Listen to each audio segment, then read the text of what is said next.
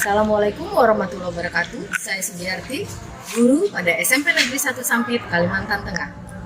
Selama ini, asesmen merupakan hal yang menakutkan bagi murid. Berbagai faktor membuat murid merasa takut.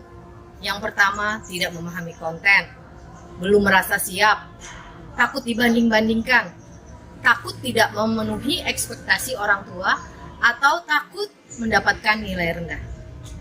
Padahal, asesmen seperti kita tahu sangat penting sebagai umpan balik guru, orang tua, dan murid.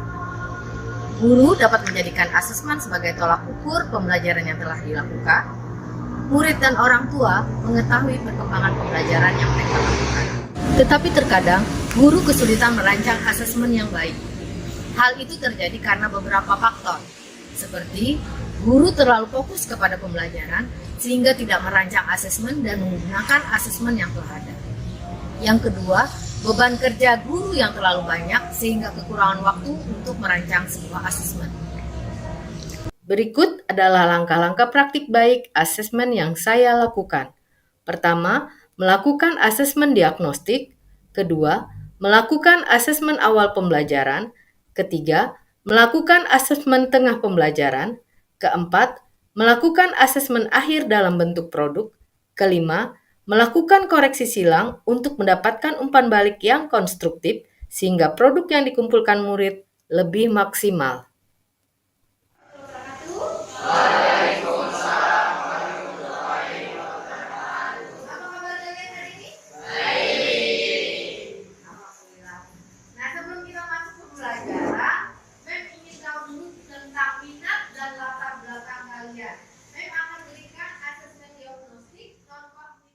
Asesmen diagnostik non-kognitif menjadi langkah awal untuk merancang asesmen yang berpihak pada murid. Dengan memahami minat dan latar belakang murid, guru dapat mengarahkan pembelajaran. Pembelajaran kita adalah menulis teks kita. Sebelum melaksanakan pembelajaran itu, Mem ingin tahu dulu seberapa jauh pemahaman kalian tentang iklan. Mem sudah kirim link Jamboard di WA Group. Silakan kalian membuka HP-nya ke WA Group, kemudian mengisi link Jamboard-nya. Guru dapat merancang asesmen awal pembelajaran seperti membuat pertanyaan, apa yang kamu tahu dan apa yang kamu tanyakan tentang konten pembelajaran.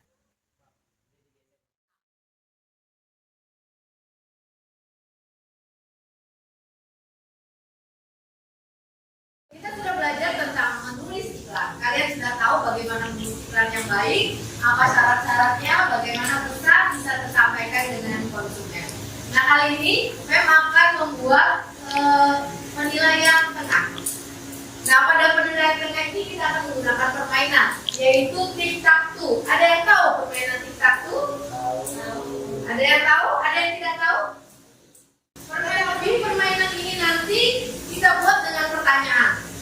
Jadi ada pertanyaannya, siapa yang bisa menjawab pertanyaan terlebih dahulu, maka dia yang akan boleh menuliskan X atau O pada kotak yang telah disediakan. Ada pertanyaan? Paham? Ya, Gajen, silakan. Awalnya itu teman-teman. Memang perpasangan kalian berdasarkan apa yang telah mendapatkan pada saat proses pembelajaran.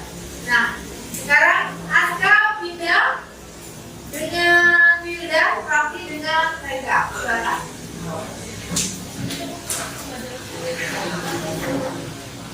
Oke. Terima kasih. Kemudian Murid dikelompokkan berdasarkan hasil asesmen awal dan penilaian observasi. Asesmen dibuat berdiferensiasi dengan pertanyaan yang berbeda sesuai tingkat kognitif murid.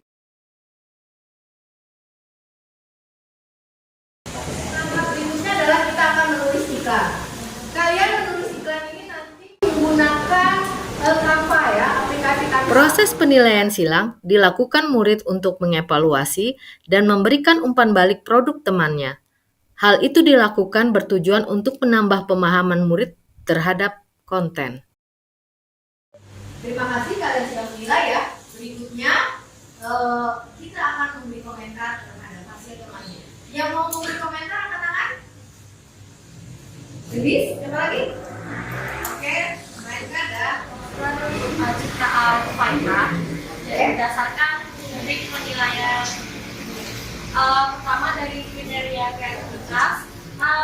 Baiklah, sudah paham apa yang dikomentari Julis dan apa yang harus dilakukan agar posternya menjadi lebih baik? Kita akhiri pembelajaran hari ini. Kita akan mengadakan refleksi tentang hal-hal yang kalian merasa senang dengan pembelajaran ini atau hal yang perlu diperbaiki dari pembelajaran ini. Siapa yang mau melakukan refleksi? Opeda dan Aska. Kita refleksi. Untuk hari ini cukup menyenangkan gara-gara kita tuh belajarnya tuh nggak harus belajar terus-menerus gitu loh. Terus pembelajarannya tuh juga nggak belajar terus kita ada main game juga, tapi tetap belajar gitu. Kayak tadi kita main XOX gitu. Itu tuh sebelum kita menjawab XOX-nya kita disuruh jawab pertanyaan dulu, terus kita disuruh buat iklannya tuh nggak. Tanggung jawab ciptakan lingkungan yang mendukung pertumbuhan dan perkembangan murid. Dengan merancang asesmen yang baik, akan tumbuh jiwa percaya diri dan siap menghadapi tantangan bagi murid. Dengan demikian, asesmen bukan lagi menjadi hal yang menakutkan bagi murid, tetapi menjadi alat untuk mencapai tujuan pendidikan. Saya Sugiarti dari SMP Negeri 1 Sampit, Kalimantan Tengah. Tidak seberapa, tapi mudah-mudahan insya Allah saya yakin untuk kemajuan pendidikan dan